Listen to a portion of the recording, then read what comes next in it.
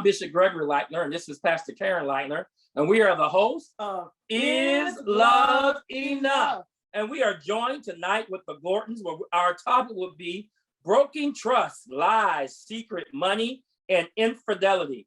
I'm going to ask, I'd like to introduce yourselves and tell us a little background. Well, we're Ministers Charles and Sherri Gordon, and we're Covenant for Life Ministry. And I'll let you get a little bit in there. Yeah, we're Couples and Marriage Maintenance Ministry, where we encourage and empower couples, those who are dating, married, seriously dating, engaged, to live, love, laugh, learn, and last. In relationships by, engaging and being more involved in communication and expanding your process of building your relationship with all kinds of fun activities and things that we can do just keep to enhance that relationship alive. Yeah. Yes. That's so important. Keeping the relationships alive nowadays is like so many relationships. Yes. Can you define broken trust, and are there levels involved?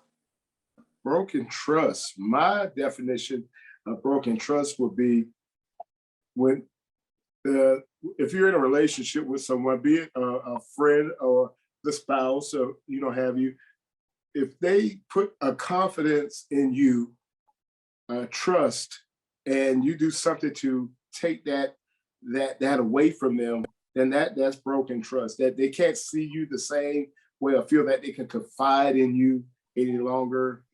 That's, to me, that becomes broken trust. Yeah, and for me, there are levels to broken trust. It can go, to me, I look at it in different ways, where you can have broken trust where there is deception, and that the person did something to deceive you, and you had all your faith and hope in them, and that trust was betrayed. And on the flip side, someone could have been in relationships for an extended period of time, and it doesn't matter. It can be a family relationship, a love relationship, or co-workers or whatever. And they have had an extenuating continuance of trust being broken throughout the process. So their trust, the way they believe and process trust, is broken. They don't trust anyone because of what they have been through. So that is just a lifestyle and a mentality of broken trust on how they operate throughout their lives. I guess a lot of people can find themselves in that too. Yeah. I think a lot of people can find themselves being like that. When she was just saying that, I think sometimes I become that person. You become guarded. Yeah, you guard yourself. I'm not going to put that much into this person or into that person. I'm not going to, let them know this much about me because I've done that before and this is what happened. So we can. So that's a form of broken trust as well. Guarding yourself from that, from getting hurt. Trust again, being over time again. It is like building up a callus or a wall. Exactly. Visible force field. When you're talking to somebody, you won't open up much because you've been hurt so. And now, because it happened in the past, now everyone suffers from that. Right. With you.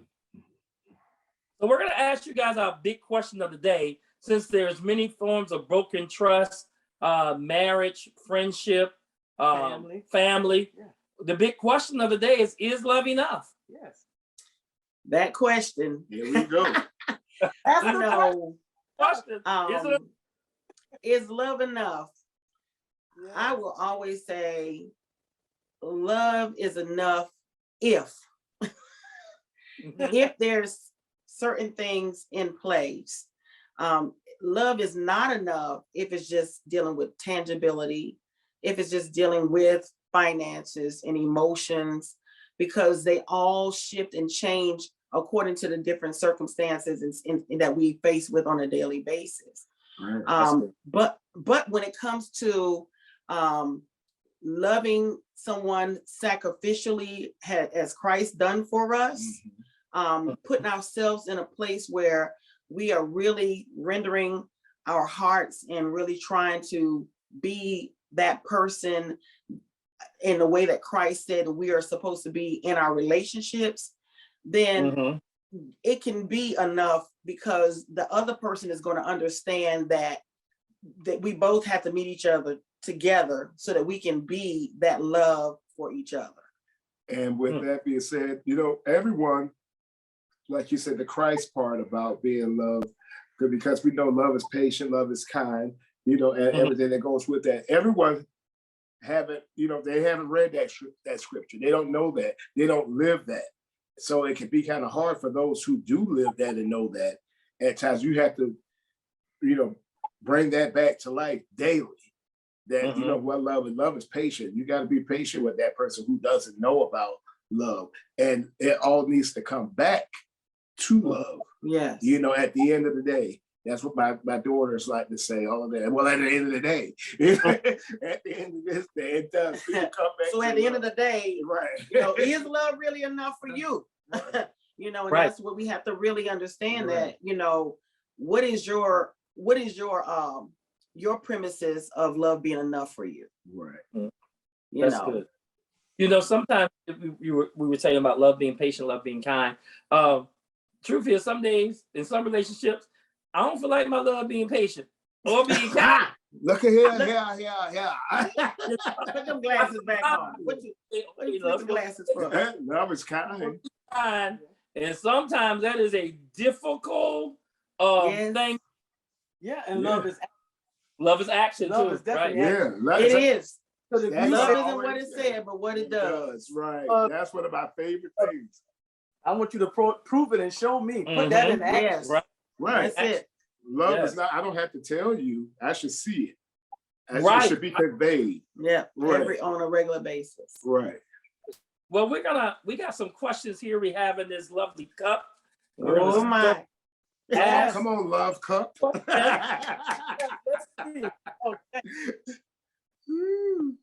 Is for our engaged and married people, bad credit, healthy debt, to tell or not to tell, and why? Ooh, that's good. That is good. How would you go with that? To tell. I would say to tell. To tell. Let's bring it, put it all on the table. And let's be up front. Because when we got married, we didn't tell each other. And it told its on itself though in a while. Hey, bye.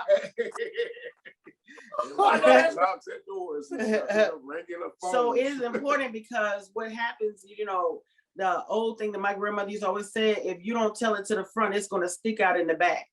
You know, that's a little thing she used to say. You know, so you might as well go ahead and be open and honest and put all that stuff out there, you know, in the beginning while you're dating, so that you'll know what you're facing. If you're willing to go into a relationship or marriage with someone who has bad credit, then understand that there's going to be some situation that you're going to have to deal with, and you might be frustrated because when you're trying to obtain certain things, you're not going to be able to do it until some things get in order. So in those dating processes and engagement, let's put a plan. Let's get some things in order. Let's do this credit report, check it, and get things in order. Let's not be afraid to that person that you're planning a future with, to be open with them about that. Hey, what's your credit like? Not asking for any other, but if we're this deep, if I said a yes to the ring and want to go further with you, let's do some credit checks. We're going to run credit reports and background checks. I need to know who because we're not going to be able to build. You know, you'll go into a relationship frustrated. And you know, when you go and try, you know, you thinking that everything is okay. You know, and that's going back to what love has. You know, is love enough? It's coming to show you right here. We have love. That's what we're going to build on, the love. But you know, this mortar, we got to put some mortar in between these bricks to keep it. You know, the foundation, that love foundation. We're going to build on that. But that's right. And when you can't get things, when your credit is messed up, you had an eviction. I'm giving them some examples. If you had an eviction and it's on your credit, and you living in your mama house, and you get ready to take a wife, and you can't go get a place for you and that wife to stay because you got an eviction on your credit, that's a problem. That's a big problem. Leave my daughter home. Don't leave my daughter home. And I try to let my daughter know that too. Yeah. Can't put her nowhere. Your daddy got that's Right. Daddy got. You can't put her in a place. I don't care how modern we get, how, you know, if they don't do it like that, but still you have some standards. No, we got order. If he, the man who finds the wife finds a good thing, he can't put you in and keep you, you know, like your daddy kept you. You not putting me in your mama right. house. Right. We're not in that culture.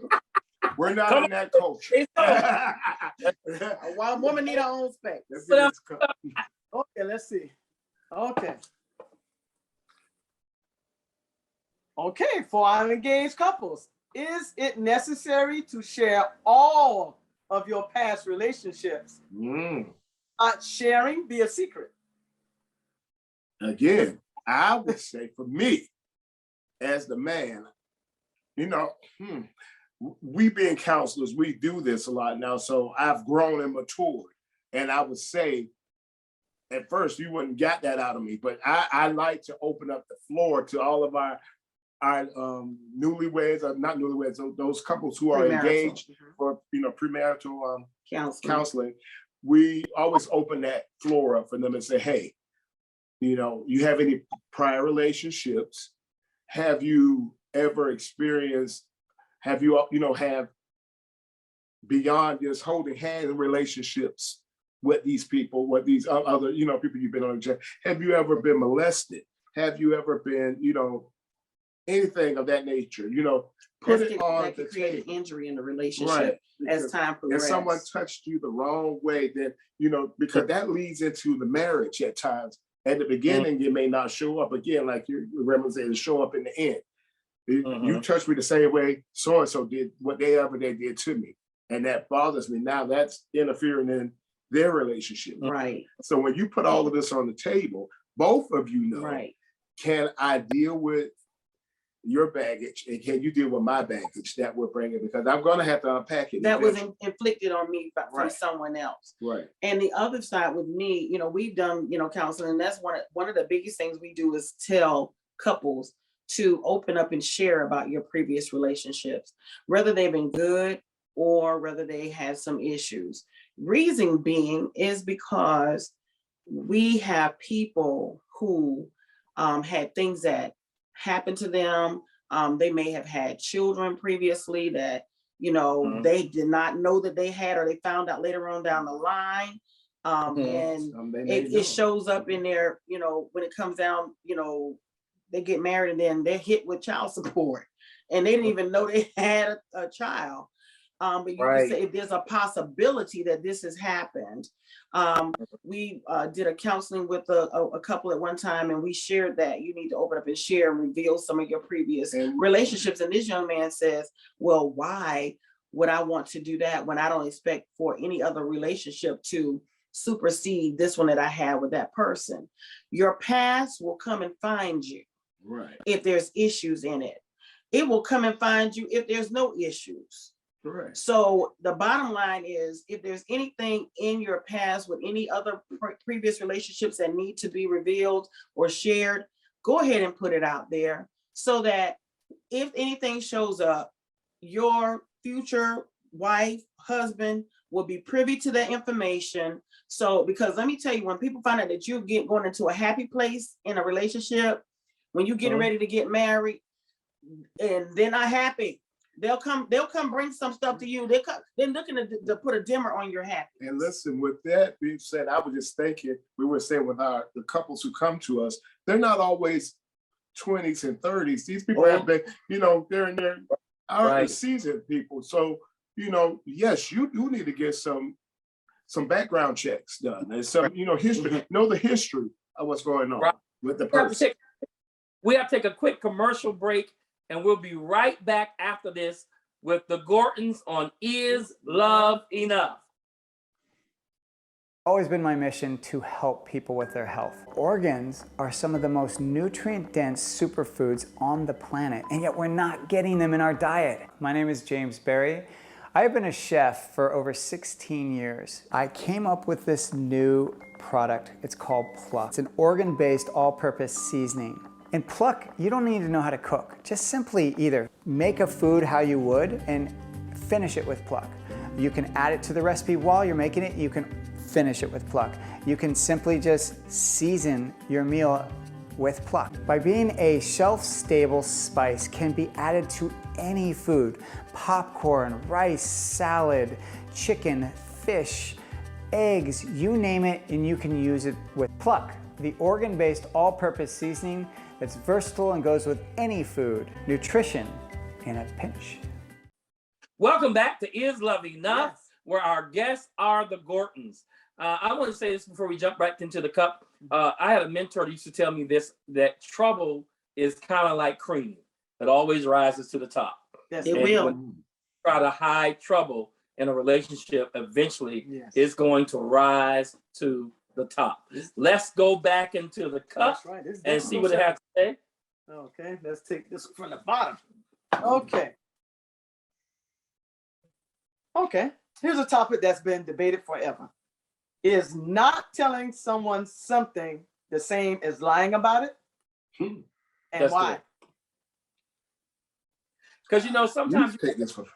that will say, well, this is just a little lie. I'm gonna tell this, or this happened, but I'm just gonna tell her or him this part and not the rest of it. And is that lying, or is that hurting the trust, or is that accepted?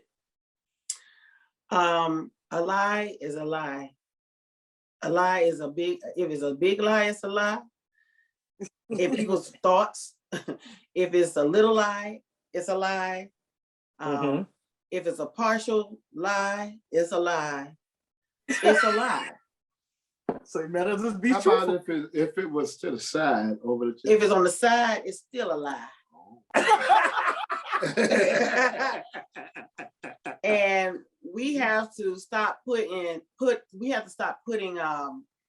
measures on a lie. Mhm. It's not true, and it's deception, and that does not do anything but create more distrust in a relationship. So be open and honest and tell the truth. Tell the whole truth and nothing but the truth. Come on, and So help you God. hallelujah. That's all to it. There you go. One of the things that I tell, my children and my husband, he knows, I think I've said it enough to my children because he knows our relationship. But I tell them, listen, don't let nobody beat you getting to me to tell me the truth. Right. Mhm. Mhm. Because once I know the truth, I know what we can deal with. Right. I know how to handle it. But if I don't know the truth, if I know that you're not going to tell me, or somebody coming to me and telling me something that you should have told me, then we got major trouble. Right. Mm. Don't let your body be the warm vessel where the lie comes from. You don't have a lie just wants someone to. I need someone to house me. Don't let it be. Don't house that lie. Tell the truth. It's okay. You're gonna end up telling the truth eventually. Or the truth is going to be found out, whether you confess it or not. Right. It's going to show up, just like you said. That it's going, just like the trouble rises to the top. The truth is going to show up, and it's going to rise to the top too, because eventually it can no longer be hidden. And I used to always tell, like I said, from going to the kids, I'm asking you already knowing the truth. I just want to see if you're gonna Just convey be the honest with me, so I can know that you didn't ruin all the trust that I have. We go with that trust factor, right? I think most of the time when a person in relationships are asking a question, it's because they already know the truth. They just want you finally be honest. Yes. And Right. Just tell me. Can I get the truth from you? Trust, Right. don't all of the trust. And then when you just continue to keep the lie going, you're further damaging the relationship in the trust. With your No. bold face lying, because people have bold face like that. That's all I've been reared to do. I'm a liar. I'm a liar. They know how to do that. That's it. And unfortunately, people have been raised, some families that they cultivate, lies and secrets and different things. And that's all they've seen and heard. And they roll And that's with how it. that's their lifestyle. That's that dysfunctional lifestyle that can be developed and keep moving on like, this is the way This is it's natural. supposed to be, but Right, it's not. like it's okay. Right. Because they're living in a culture where it's accepted to tell them. Yes. It's That's what it- accepted to be dishonest. It's accepted in relationship. We've all been not raised too, but we've been all in We've societies. We learned about Santa Claus, for example. I talk about my wife. I've learned to turn the lie into somewhat of what is the truth. Is there Santa Claus? Yeah, because I'm Santa. I'm Black Santa. For a certain time of the year.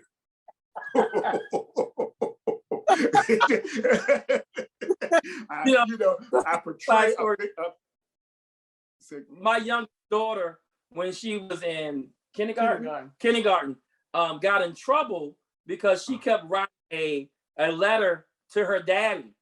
And they said, no, write a letter to Santa Claus. And she said, I am. Because my daddy, he was Santa Claus. Santa. That's right. My grandson in Florida just got in trouble in school because he told his friends, my grandfather is Santa Claus. And they got, they sent a letter home and everything went because he got in trouble for it. That's first straight face. Well, we sent a picture. You had to send the picture. So you could go take the picture. This is your granddad. They showed me that. They was like, oh. Let's see what he has to say. Has to ask. Oh, you got a bunch of them. Sure did. Your cup running over. Let's talk about marriage and infidelity. Can it survive? Share with our viewers on where to begin. Well, marriage and infidelity, it can survive infidelity. How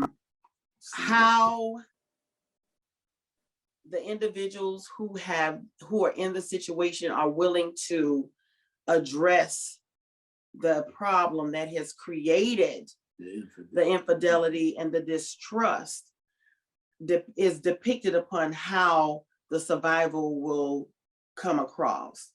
If you're not willing to address your vices and deal with them, put places and things of accountability in place to help deal with those things that have created that barrier in your relationship, then you will be dealing with something that you don't want to deal with, and that's divorce. But I do believe that it is able to be survived if you're willing to work it.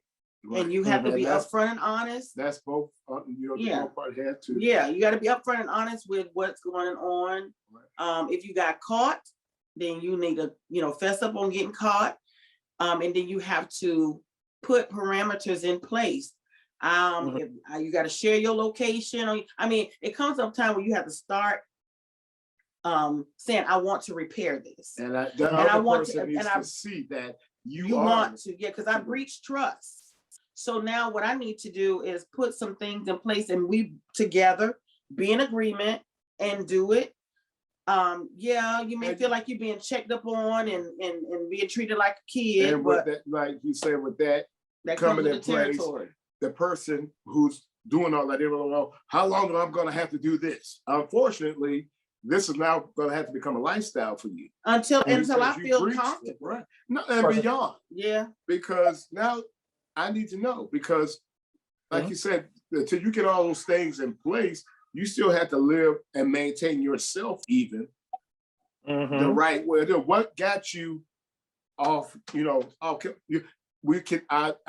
seen a lot of people who've been in this situation, and it's always the other person's fault without saying it's their fault. Well, if you would have been there more for me, I wouldn't have had to go there. Well, it was my fault. They just they overtook me with their kindness or their cunningness or however it was. Or I was a little, you put yourself in a place where you were drinking or had became intoxicated or however it was, still. I was there for you. Right. I was working 3 jobs because you lost your job. So I needed you to be at home and take care of the kids. I'm trying to make sure that things happen so that we will be able to maintain what we have until you can get back on your feet. So with that happening, I need for you to be there for me too, and be that husband or that wife that I needed for you to be while I'm trying to make sure that things happen. So I'm not going to be there right at your beck and call every time because I'm handling business. And I know a lot of people want to know, is it fair? Do I get a chance to do a get back? No, you can't do tit for tat. That's not gonna work. You know? But it can survive.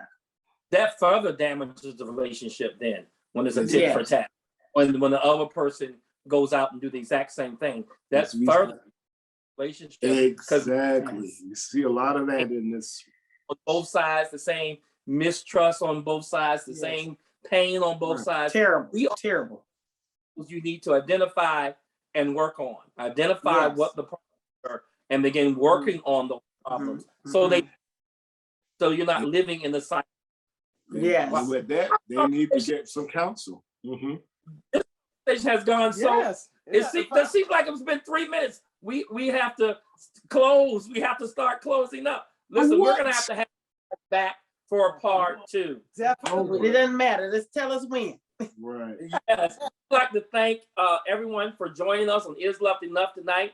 We would like to ask you to consider donating to WYTV7 Community Broadcasting Network, where your dollars go to educating all of our communities. We would like to thank WYTV7 Community Broadcasting Network for hosting Is Love Enough. If you would like to be a guest, or if there's a topic that you would like for us to discuss, you can email us at gtlm.isloveenough@gmail.com or give us a call at 912-509-0178. You can also give a donation at WYTV7.org. Click on Donate and Give. Click on Donate and Give. Thank you for joining us tonight on Is Love